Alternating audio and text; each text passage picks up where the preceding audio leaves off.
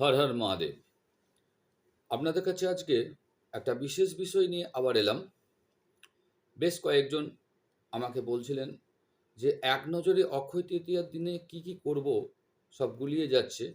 তো সেই কারণে আমি আপনাদেরকে এক নজরে কিভাবে কি করা হবে কাল অর্থাৎ ৩০ তারিখ বা অক্ষয় তৃতীয়া যে কোনো অক্ষয় তৃতীয়াতে সেই ব্যাপারটা নিয়ে আপনাদের সঙ্গে একটু শেয়ার করতে এলাম।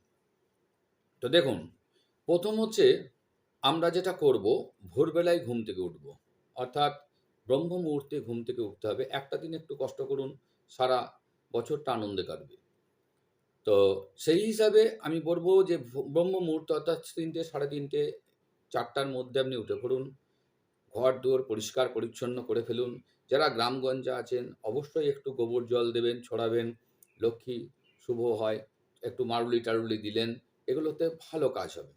তারপর আপনি স্নান করার সময় অবশ্যই গঙ্গা, গঙ্গা, গঙ্গা ৩ বার বলে মাথায় জল নেবেন। তাহলে গঙ্গা স্নানের সমান গুণ পাওয়া যায়। তারপর আপনারা নতুন জামাকাপড় থাকলে অবশ্যই নতুন জামাকাপড় পরবেন। আর তা না হলে আপনাকে করতে হবে কাঁচা জামাকাপড় পরে নিলেন।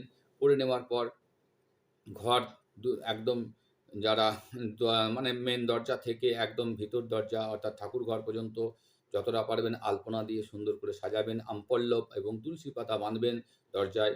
দরজায় যে আমপল্লব এবং তুলসী পাতা বাঁধবেন অবশ্যই ৯টা করে দেবেন। ১টা তুলসী পাতা, ১টা আমপল্লব। এইভাবে ৯টা আমপল্লব, ৯টা তুলসী পাতা বাঁধবেন।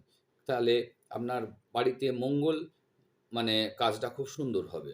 এবং সেটা পারলে রলি যে সুতোটা পাওয়া যায় রলি সুতো, সেই রলি সুতোর মধ্যে দিয়ে আপনি এটাকে বাঁধবেন, দিয়ে দরজায় বেঁধে দিলেন।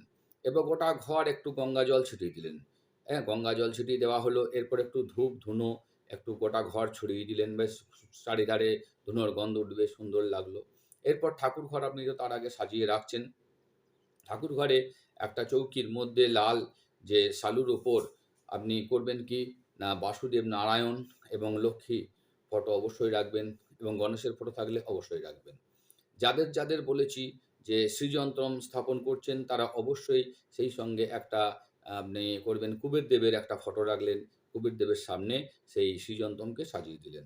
যাদের এই জিনিসগুলো নেই তারা কুবের যন্ত্র নেই বা শ্রীযন্ত্রম নেই, তারা এমনিই পুজো পাঠ করবেন বা পদ্ম ফুল দিয়ে কীভাবে করতে হবে আমার সব ভিডিওগুলো একবার লক্ষ্য নজর করে নেবেন। একবার দেখে নেবেন তাহলে সকলের উপকার চলে আসবে।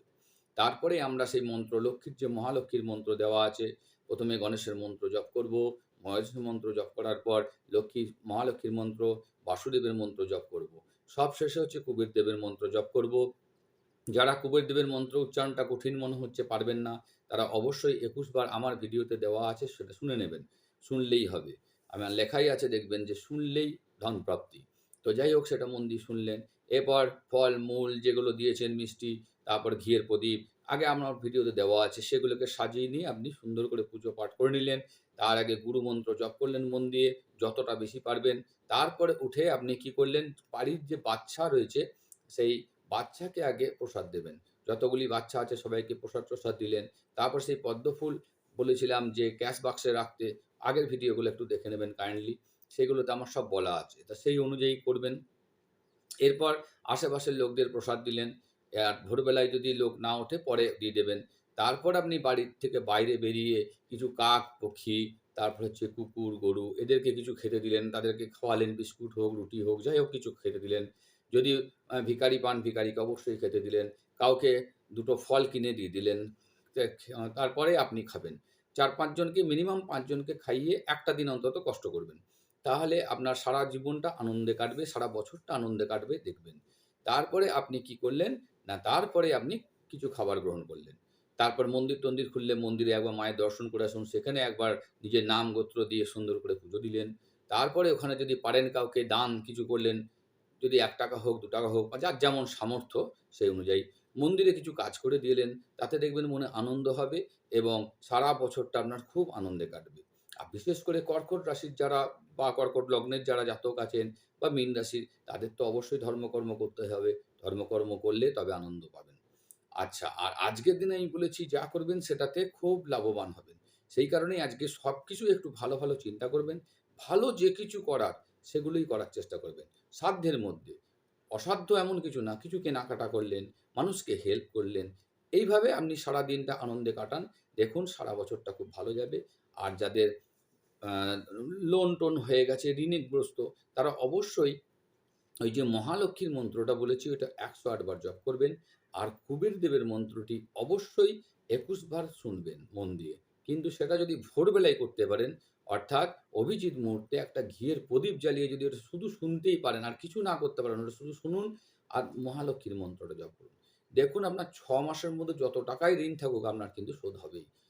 আর বড় করছি না ভিডিওটা।